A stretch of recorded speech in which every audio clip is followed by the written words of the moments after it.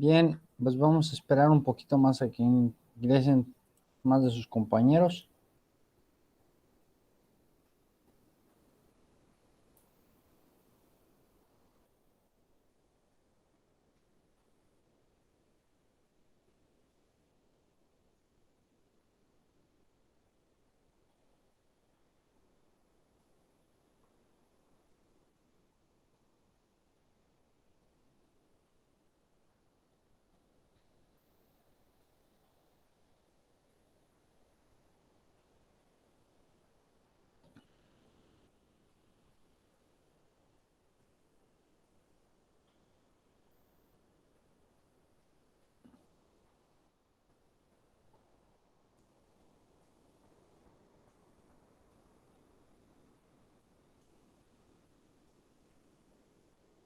Bien, pues vamos a continuar con la clase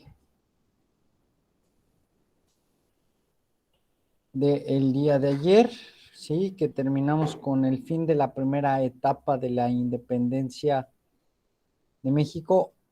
A simples rasgos, ¿quién me dice cómo podemos describir esta primera etapa de la independencia?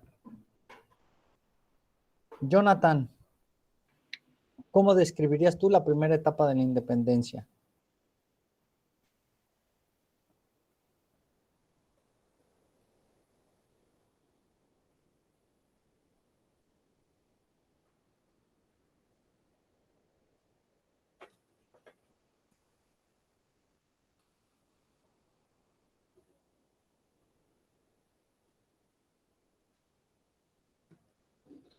A ver, Mauricio.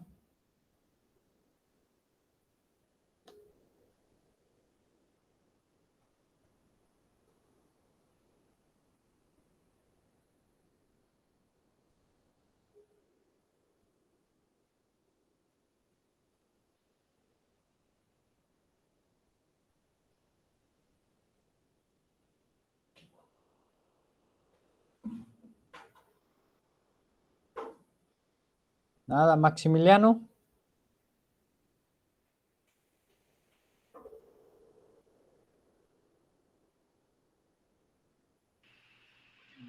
Pues sería como el comienzo de cómo, no sé cómo describirlo.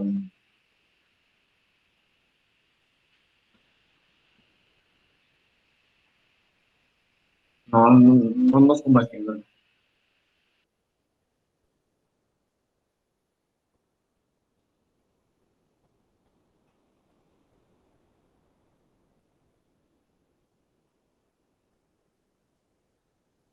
Tiene que ser ¿Alguien más? solo en una palabra. No, no, por supuesto que no. Pues como, o sea, en esa etapa apenas estaban pensando y se estaban decidiendo si querían hacer algo o se querían quedar como estaban. Ok. ¿Qué más? Es bueno, es bueno en el argumento, pero a ver, algo más.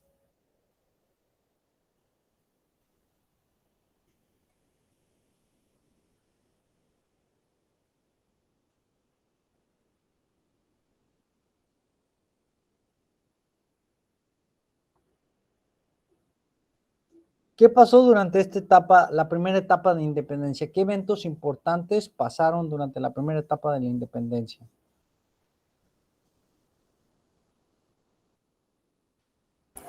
Que Napoleón estaba en España Ok, y estaba, ¿no?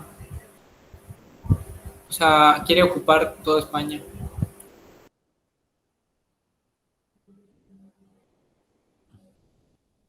ok.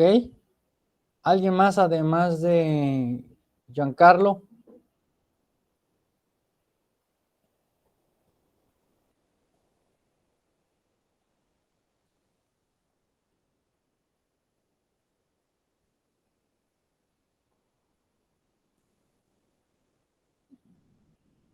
En vista del éxito no obtenido, a ver.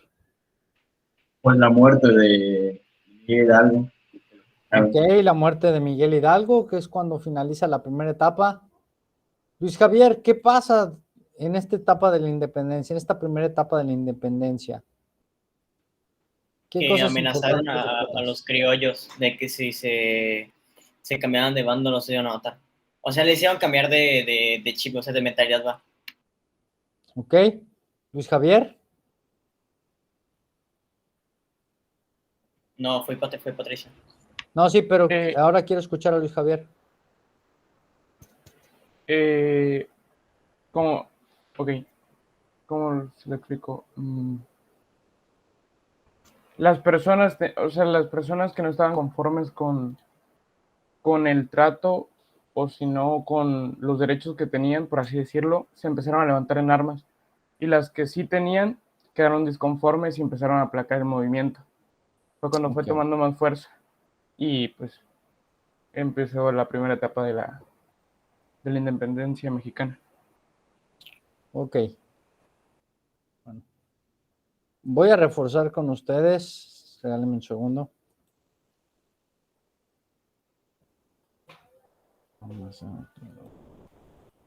Porque creo que no quedó muy claro la primera etapa de la independencia.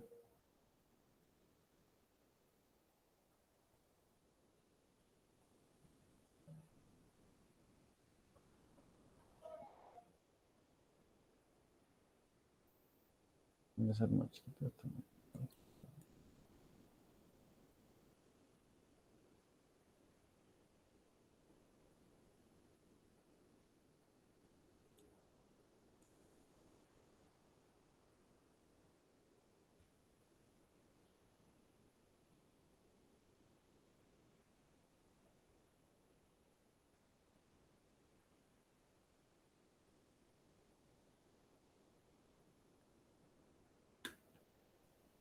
Bueno.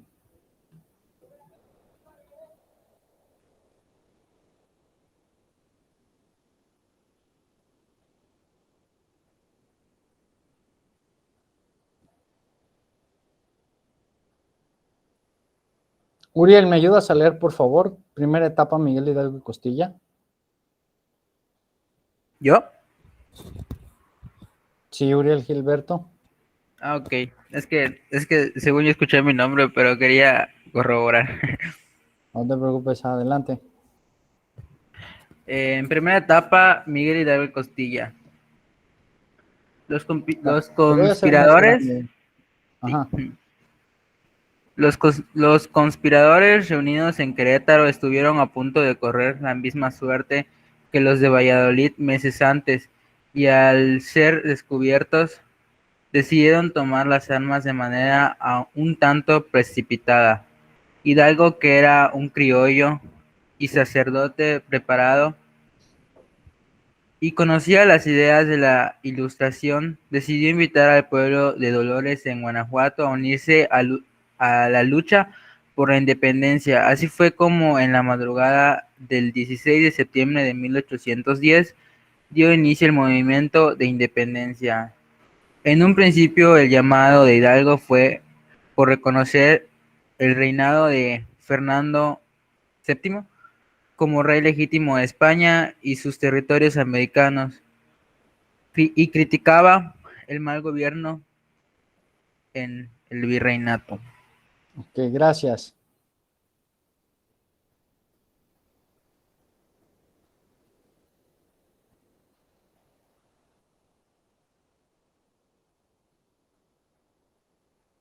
Maximiliano, ¿me ayudas, por favor? ¿Dónde se ha iniciado el movimiento armado?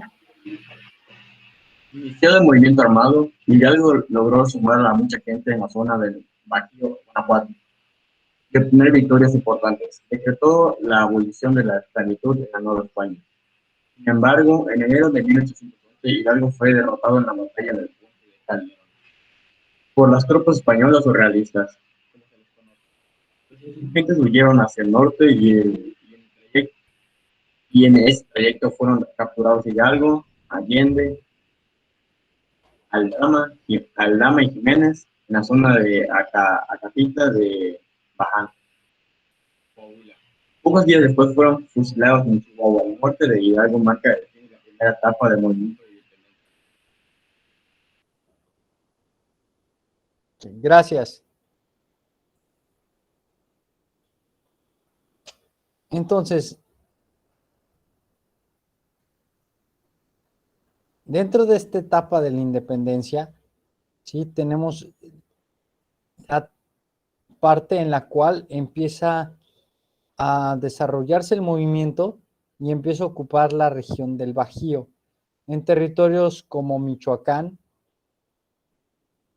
Guadalajara y también el otro territorio que es el territorio de Guanajuato, ¿sí? Que es la parte del Bajío. Pero hablábamos que ya dentro de esta etapa, en la avanzada, aparece el personaje de José María Morelos y Pavón. José María Morelos y Pavón también es sacerdote y de igual forma que Miguel Hidalgo es un personaje de ideología humanista, es un personaje que ve por los indígenas, que no hace ningún tipo de clasificación y Morelos es un mestizo, ¿sí? Proviene de la mezcla de español con indígena y también se dice que tuvo ascendencia negra, ascendencia negra. Entonces,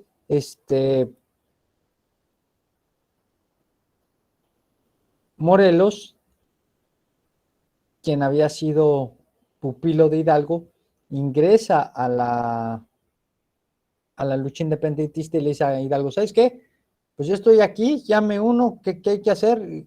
¿A quién hay que tirar o qué onda? Y le dice Hidalgo, no, a ti te tengo otra tarea. Tu tarea va a ser esparcir el movimiento por la parte del sur. La vas a llevar por Guerrero y ahí me vas a ayudar a que el movimiento se expanda. Y esa es la tarea que le asignan a Morelos. Morelos jamás iba a pensar que iba a ser el que iba a continuar la lucha porque al final iban a terminar por fusilar a los principales insurgentes, a los que iniciaron el movimiento. Entonces, con la muerte de Hidalgo, el movimiento insurgente se fracciona y se vuelven dos corrientes, la corriente de los loperrayonistas y la corriente de los morelistas. La corriente de los loperrayonistas que querían continuar el movimiento, pero continuarlo como se había gestado inicialmente, es decir, seguir buscando la autonomía de la Nueva España, pero reconociendo que el único rey era Fernando VII, mientras la corriente de los morelistas buscaba una autonomía, buscaba la división de poderes y buscaba generar una autonomía total del territorio, es decir, que buscar la independencia, pero ahora sí, buscarla y no responder ante la corona de España, es decir, generar una nueva nación. Y entonces aquí viene la ruptura entre los insurgentes, entre los que apoyaban la continuidad de Fernando VII como rey y los que buscaban una nación independiente. Entonces, tenemos a José María Morelos como líder del Movimiento del Sur. Y entonces, ¿qué era lo que buscaba? Promover la ruptura con la corona española y que la soberanía debería recaer en la nación. Es decir, que los representantes del pueblo, los gobernantes, debían de ser elegidos por la gente y que ellos debían de representar, que todo lo que correspondía al territorio le pertenecía a la nación y no le pertenecía a ninguna corona.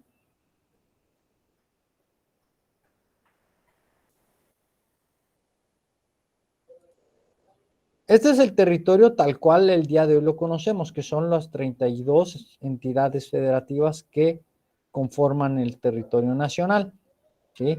Las Baja Californias, la península de Yucatán, que ahora sí está representado por el estado de Yucatán, Quintana Roo, Campeche, en su momento, ¿sí? Formaron una intendencia que se le llamó la Intendencia de Yucatán, es decir, Yucatán, Quintana Roo y Campeche formaban un solo territorio, como lo muestra el mapa que les voy a poner a continuación, que es este. Así estaba distribuida la Nueva España, así estaba distribuidos los territorios en el año de 1786, cuando todavía pertenecían a la Nueva España.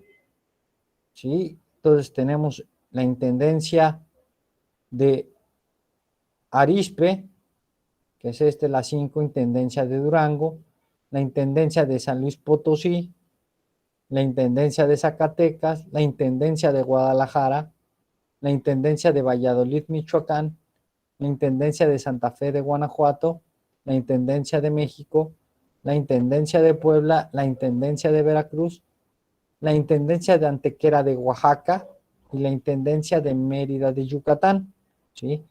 Que era todo el territorio que era Yucatán, Quintana Roo, Campeche y parte de Tabasco. Maestro, Dígame. ¿cómo se llamaría ese estado de arriba si existiera todavía en México todavía? Ay, pues quién sabe cómo se llamaría.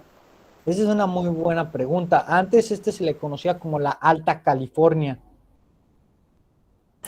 Alta California cree que se llame hoy en día si lo tuviéramos aún. Pues a lo mejor se seguiría llamando Alta California, efectivamente. Es casi otro México ahí. Pues los territorios que se perdieron, sí fueron literalmente 3/4 partes del país. Sí, sí. Entonces, el territorio que aquí aparece como uno era el gobierno de la Nueva California, el 2 era el gobierno de Nuevo México y el 3 el gobierno de la Vieja California. Era como Texas eso de eso. Exactamente, Texas, el territorio de Texas. Y en el 4 el gobierno de Tlaxcala, que es este que aparece aquí, este pequeñito que aparece aquí es el gobierno de Tlaxcala. Todos los demás eran intendencias.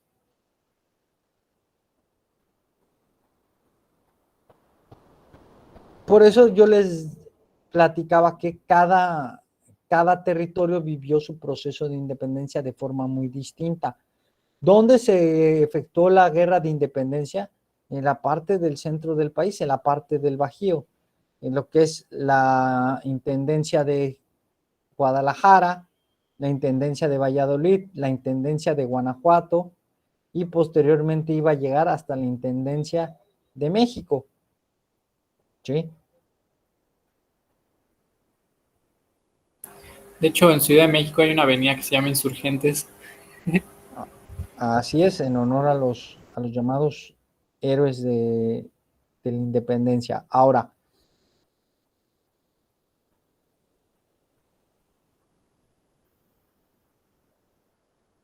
¿de quién recibió apoyo el movimiento de Morelos? De personajes muy importantes como Hermenegildo Galeana, Mariano Matamoros, Nicolás Bravo, Guadalupe Victoria y Vicente Guerrero. Personajes que eran ligados al ejército, eran militares, ¿sí? Que habían rendido en un principio, habían sido parte de del ejército español, pero cuando se da la insurrección, sí, se rompen y se unen al grupo de los insurgentes. Y también tenemos aquí, por ejemplo, el caso de Mariano Matamoros. Mariano Matamoros era un religioso, ¿sí? Nicolás Bravo y Hermenegildo Galeana eran juristas, es decir, que eran licenciados en Derecho y pues iban a ser parte del movimiento de independencia. ¿Quiénes iban a ser los hombres fuertes de Morelos en el movimiento? Hermenegildo Galeana y Mariano Matamoros. Tan es así que cuando Morelos se queda sin los dos en el movimiento, primero matan a Matamoros y luego matan a Galeana, entonces él agarra y dice, me quedé sin mis dos brazos, me quedé sin mis dos fuertes, que eran Matamoros y Galeana. Entonces, las fuerzas del movimiento de Morelos ocuparon el centro y sur del país.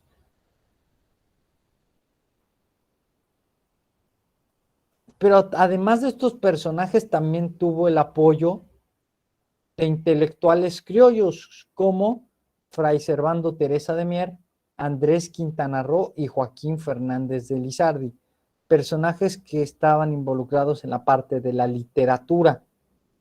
¿Sí? Andrés Quintana Roo fue un personaje muy importante en el desarrollo de las ideas del pensamiento de la independencia, de promover el pensamiento de la independencia. Y como recompensa, pues años más tarde, cuando se dio la división de territorios, se le genera honores con el nombramiento de un territorio, ¿no? Tenemos a nuestro hermano, que es el estado de Quintana Roo, pues ya sabemos por qué se llama así, ¿no? En honor de Andrés Quintana Roo.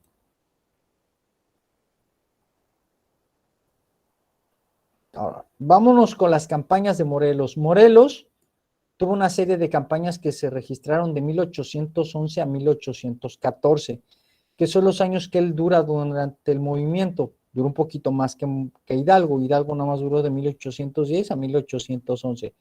Pero Morelos aguanta de 1811 a 1814. Y durante estas campañas de Morelos se va a dar el dominio o la consolidación de los ejércitos insurgentes en la zona sur. Aquí, por ejemplo, tenemos de fondo un mapita que se ve pintado de rojo y de verde. Lo que está pintado de rojo son los territorios que llegó a tener controlado el ejército insurgente, y los territorios que están de color verde son los territorios que únicamente las regiones consideradas como las áreas rurales, las áreas donde estaba el campo, estaban tomadas por los insurgentes, mientras las ciudades estaban ocupadas por los realistas. Entonces, ¿qué pasa dentro de estas campañas del buen Morelos? En el año de 1812, Morelos entra al territorio de Cuautla en Morelos. ¿Y qué pasa? Pues que allí en Cuautla son sitiados por en ese entonces, el general Félix María Calleja. Calleja los tiene rodeados y los tiene prácticamente sin moverse de Cuautla. Y Morelos, con su habilidad militar y estratégica, se libra del encerrón que le había dado Calleja, rompe el sitio y logran escapar del lugar con ayuda de la gente de la población de Cuautla. Cuando Calleja se da cuenta que Morelos había escapado, pues ahora sí dice, ¿quién me la va a pagar? Pues toda la gente de Cuautla. Y entonces, ¿qué hace? Hace una matanza entre los pobladores y incendia parte de la ciudad.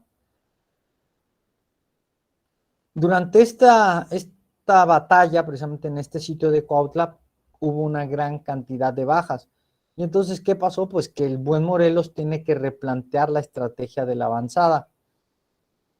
El objetivo, como les mencioné, era que llegaran hasta el estado de Guerrero, en Acapulco. Llega a Acapulco, pero no obtiene el control del puerto. ¿Por qué? Porque no se lo permite. Entonces tiene que ir a Cuautla, que allí en Cuautla es sitiado, y allí dice, bueno, pues hay que replantear la estrategia para poder llegar hacia Acapulco. Y entonces de ahí llega a la capital de Oaxaca, pero ahí, ¿qué pasa? Que no obtiene el apoyo que él esperaba por parte de los criollos y de los poderosos de la ciudad. Y entonces llega hasta Acapulco, donde consigue recursos del comercio con el Medio Oriente. ¿Okay? Voy a regresar al mapa.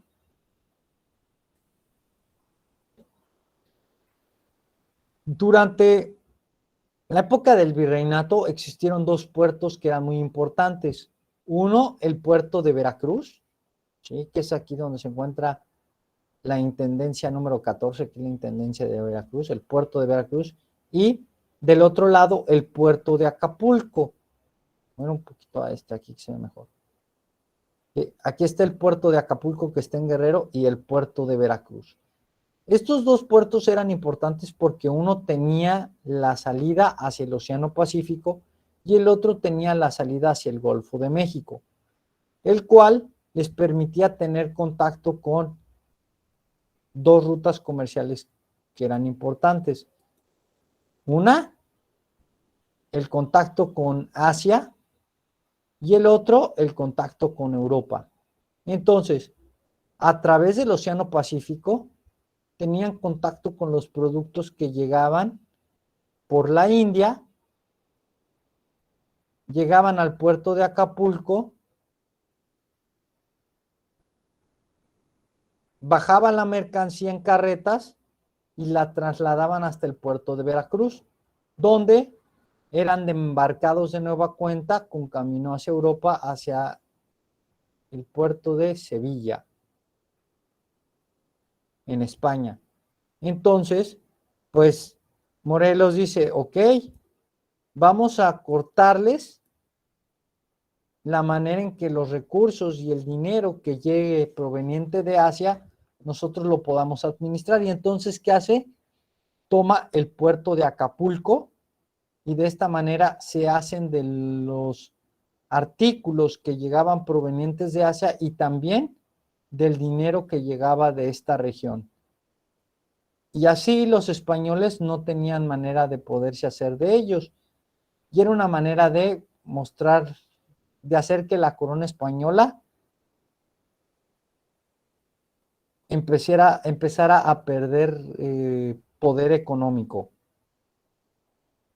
Así como Maestro, tuvo el control del puerto de Acapulco, también llegó a tener el control del puerto de Veracruz. Dime, Giancarlo. por estos estados que usted dice, Ujú.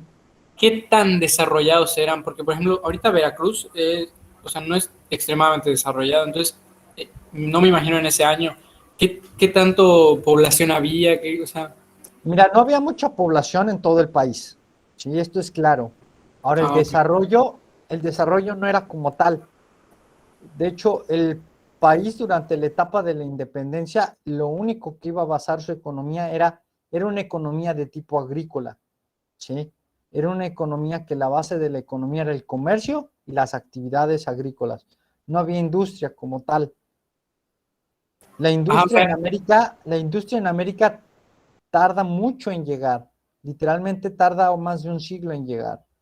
Y sí, por porque ejemplo, realmente es como mucho dime, territorio para poca gente, ¿no? Era poco sí, territorio para... exactamente. Era una gran cantidad de territorio y había muy poca población. Y la poca población que había, a lo que se dedicaban eran actividades agrícolas. Entonces no había mucho desarrollo económico.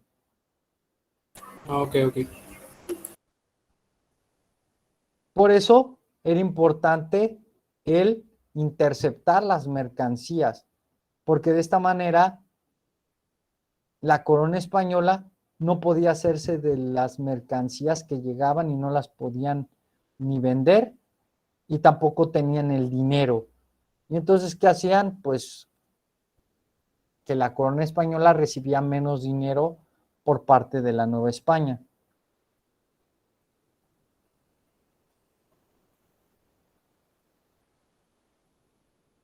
Aquí se ve un poquito más clara la imagen ahí, de los territorios que habían sido ocupados, ¿no? Michoacán, México, Puebla, Oaxaca, ¿sí? Estas intendencias, estas intendencias, pues estaban prácticamente dominadas por los insurgentes durante la etapa de Morelos.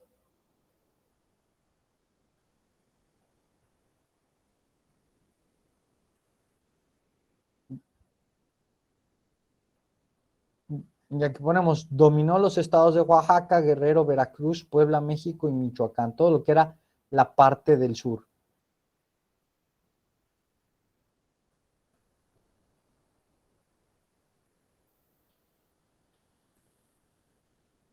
Ahora, aquí aparece, en el año 1812 aparece la Constitución de Cádiz, una constitución que es promovida en España, pero que es una constitución de corte liberal, una constitución que iba más o menos acorde a las ideas que promovían los insurgentes, que era una constitución de corte liberal, una constitución que proponía la división de los poderes y quitarle al rey el control absoluto dentro de sus designios, ¿no? De las órdenes que daba. La separación de poderes que implicaba en que el rey perdía el absolutismo que tenía, es decir, de que todo lo que decía el rey se tenía que hacer. Al generarse los poderes, le quitaban control y potestad al rey, porque aparecía el poder legislativo y aparecía el poder judicial. El poder legislativo, ¿de qué se encargaba? De hacer preservar las leyes y de generarlas, mientras el orden judicial hacía valer las leyes. Otra cosa que proponía la Constitución de Cádiz era introducir las reformas económicas en beneficio de la Nueva España. Entonces, pues la Constitución de Cádiz caía bastante bien a los ideales de los independientes, sobre todo de los loperrayonistas, ¿sí? Y nombraba a que los ciudadanos pudieran elegir a sus propios diputados, ¿ok? La figura del virrey se mantenía, la figura del rey se mantenía, pero le empezaban a dar la oportunidad a la gente que pudieran elegir a sus propios diputados, a la gente que se iba a encargar de hacer las leyes. Y la soberanía recaía en el pueblo. Además, le daba valor al sentimiento del nacionalismo. Pero ¿qué pasó? Que esta Constitución de Cádiz duró muy poco en vigor. ¿Por qué? Porque al regresar al poder Fernando VII, lo primero que dijo, a ver, ¿cómo está esto de que va a haber poderes encima de... No. El único rey y el único que toma las decisiones aquí soy yo. Yo soy el que manda, así es que eso de la división de poderes se me disuelve de la de ya y volvemos a un absolutismo. Es decir, que yo soy el que tiene la última decisión. ¿Okay? Hasta el año de 1820 es cuando se vuelve a retomar la Constitución de Cádiz.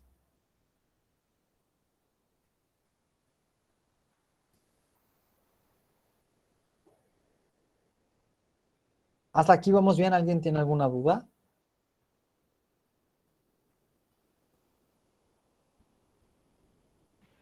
No, profe.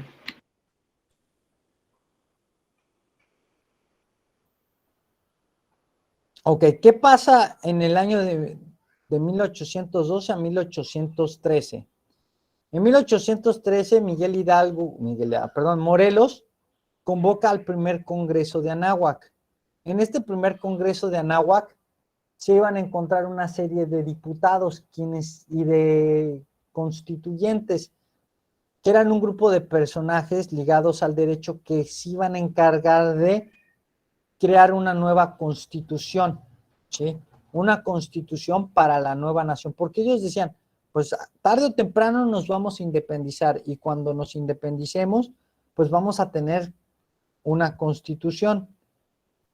Y entonces se juntan las personas que conocen de leyes para generar la primera constitución. Entonces, el 13 de septiembre de 1813 se realiza el Congreso de Chilpancingo. ¿Okay? En este Congreso de Chilpancingo le dicen a Morelos, pues usted sabe, usted conoce al final de cuentas de leyes, usted tiene conocimiento de la ilustración, es un humanista, ayúdenos a escribir parte de nuestra Constitución. Y entonces, Morelos redacta un documento que se llama Sentimientos de la Nación. Este documento de Sentimientos de la Nación sienta las bases para construir el ideal o el modelo de gobierno o el modelo de nación que tenemos hoy en día.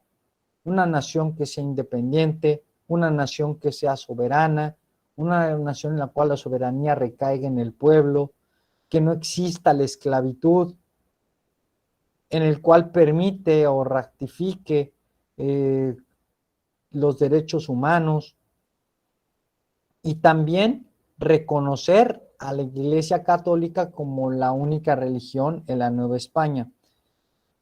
Entonces, cuando Morelos presenta Sentimientos de la Nación, los constituyentes lo nombran Alteza Serenísima, pero dicen, no, qué Alteza Serenísima ni nada, a mí quítenme los títulos que quieran, yo soy simplemente un servidor de la nación, por ello, mejor llámenme siervo de la nación. Y entonces, a Morelos se le reconoce como el siervo de la nación, el servidor de la nación, el que está al servicio de la patria.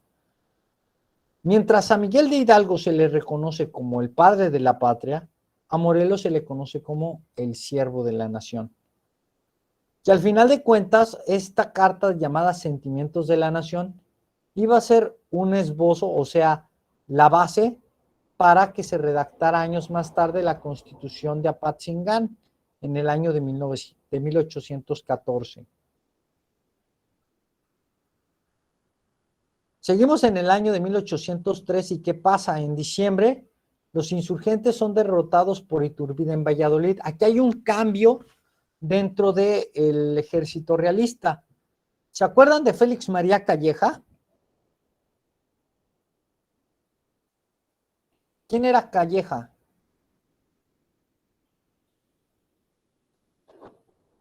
¿O quién había sido Calleja?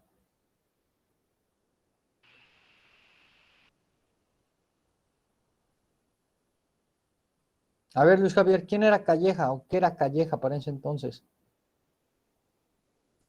Porque hablamos de él en la primera etapa de la independencia, hablamos de él en la segunda etapa de la independencia. ¿Qué pasaba con Calleja? Félix Calleja Ajá. era rey. No era rey. Era virrey. Ok. Fue militar. Fue Exactamente. militar, pero... Primero fue militar, fue general, es el que se encarga de derrotar a Hidalgo, ¿sí? El que manda a ordenarle cortar la cabeza. Y después de un tiempo, ya cuando Morelos está en el poder, él asciende y se convierte en virrey, como dijo Shipley, se convierte en virrey de la Nueva España. Y entonces, él como virrey nombra a Agustín de Iturbide como el general que iba a comandar al ejército realista. Y entonces, Iturbide, que en un principio había rechazado el movimiento insurgente porque lo consideraba como un movimiento social, él le dice, no, a mí esto de la revolución no va y pues vamos a enfrentarlos. Y entonces Iturbide enfrenta a Morelos y lo vence. Entonces, Morelos al ser vencido pues pierde una parte de su ejército. Y aquí en estas derrotas que iba a tener Morelos, el 4 de enero de 1814, en la batalla de Puruarán en Michoacán, es aprendido Mariano Matamoros. ¿Recuerdan que les dije qué era Mariano Matamoros y por qué era importante para Morelos? Porque era su mano derecha. Exactamente, era su mano derecha, ¿sí? Era su mano derecha. ¿Quién era su otra mano? Bueno, si él era su mano derecha, ¿quién era su mano izquierda? No me acuerdo de su nombre ahorita, pero tenía uno más. Hermenegildo Galeana. ¿Ok? Entonces, ¿qué tanta era la importancia de Mariano Matamoros para Morelos? Que agarró y le dijo a la corona española, en este caso a Calleja y a Iturbide, ¿sabes qué? Vamos a hacer un intercambio, vamos a hacer una negociación. Yo tengo presos a 200 españoles. Yo libero esos 200 presos del ejército realista, a esos españoles, y a cambio tú liberas a Mariano. Es fácil. Tú liberas a uno, nosotros liberamos a 200. Pero queremos que lo liberes. Y entonces, ¿qué dice el ejército realista? Pues no, nosotros no vamos a negociar con los insurgentes. Y entonces, por órdenes de Calleja, mandan a matar, fusilan a Mariano Matamoros. Morelos se entera, se molesta, y agarra y ¿qué hace? Dice, bueno, pues como no quisieron negociar, pues vean que no estamos jugando, agarran y asesinan a estos 12 personajes que iban a 200 personajes que iban a liberar. Los matan a todos. A los 200, sí, a los 200. De hecho, aquí tenemos, dice, el Congreso ordena ejecutar a los prisioneros en Acapulco y destituyen a Morelos del mando militar y del poder ejecutivo. Pero, pues todo es con un objetivo. ¿Cuál es? El objetivo es que Morelos se convierta en diputado. Recuerden que dentro de la Constitución de Cádiz, la Constitución de 1812, decía que los diputados podían ser elegidos por el pueblo. Y entonces, ¿qué hacen? Pues dicen, pues Morelos va a ser nuestro candidato, va a ser nuestro diputado en la región de Coahuila. Y de esta manera iban a tener voz dentro del poder.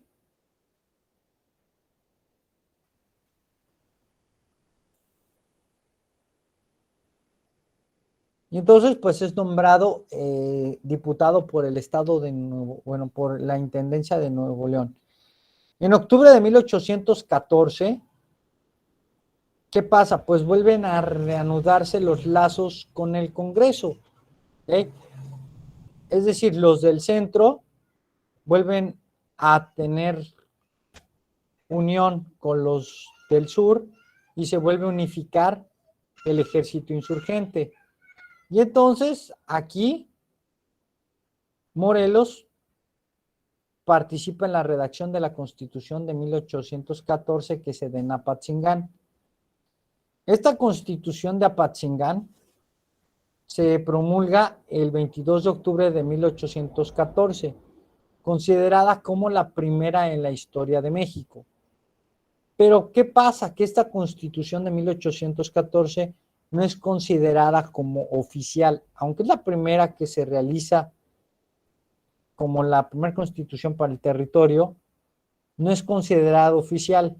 ¿Por qué razón creen ustedes que no es considerada oficialmente una constitución mexicana?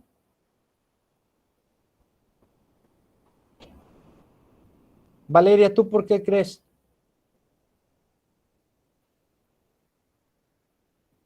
¿Podría repetir la pregunta, por favor, maestra? Sí, ¿por qué la Constitución de Apatzingán no es considerada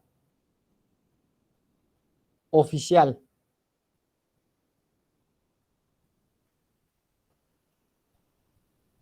A ver, escucho opiniones. Aquí es lluvia de ideas, ¿eh? ¿Por qué creen que esta Constitución no fue reconocida oficialmente?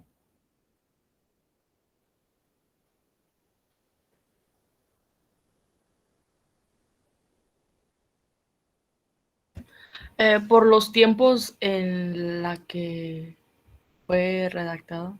Los tiempos en la que fue redactada, ok. Esa es una.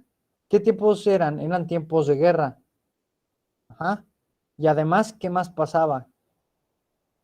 ¿Cómo se llamaba el territorio?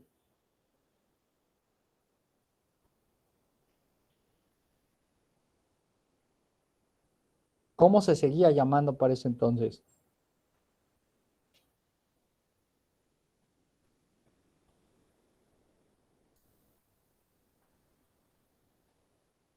La nueva, Era la Nueva España. exactamente, era la Nueva España. El país todavía no había logrado su independencia, no era reconocida como un territorio independiente. Por ello, la Constitución de Apatzingán no es reconocida oficialmente porque el país todavía no había logrado su independencia. La primera constitución que es considerada como oficial es la de 1824, ya cuando el territorio ya es independiente. Por esta simple situación de que todavía no lograban su independencia, no es reconocida como una constitución oficial.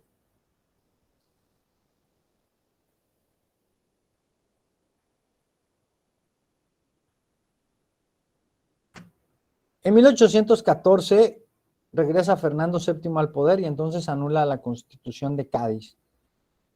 Refuerza el ejército realista en la Nueva España y nombra un nuevo virrey. Sí.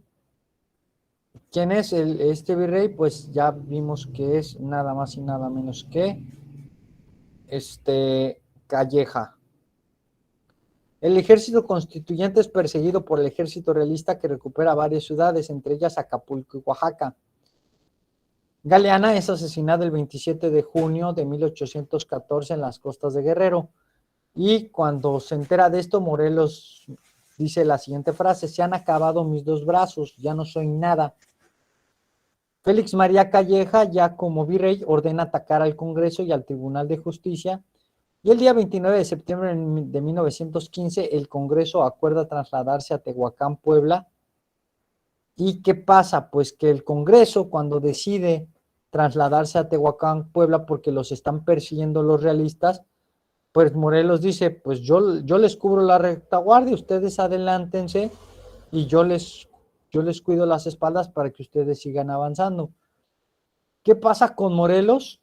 Que Morelos se detiene porque hay un soldado herido, y entonces aquí es entregado por un personaje que había servido como soldado insurgente, un personaje que la historia lo considera como un traidor, que es en este caso el general Matías Carranco, quien había sido parte del ejército insurgente en 1812, pero fue un desertor. Y entonces Morelos es capturado y le pasa lo mismo que Hidalgo. Primero recibe el juicio religioso, ¿sí?, para poderlo degradar y quitarle todos los beneficios, lo excomulgan de la iglesia y ya una vez excomulgado, ya puede ser juzgado civilmente. Y entonces Morelos es fusilado en Ecatepec, Estado de México. Con la muerte de Morelos termina la segunda etapa de la independencia.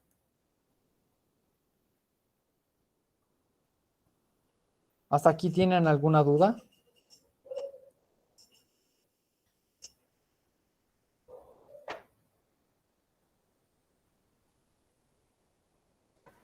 No, maestro. No, maestro. Les voy a dejar un enlace No, a la maestro. plataforma de Classroom para que lo vean. ¿Ok? Y refuerce un poco este tema. Es una biografía de Morelos.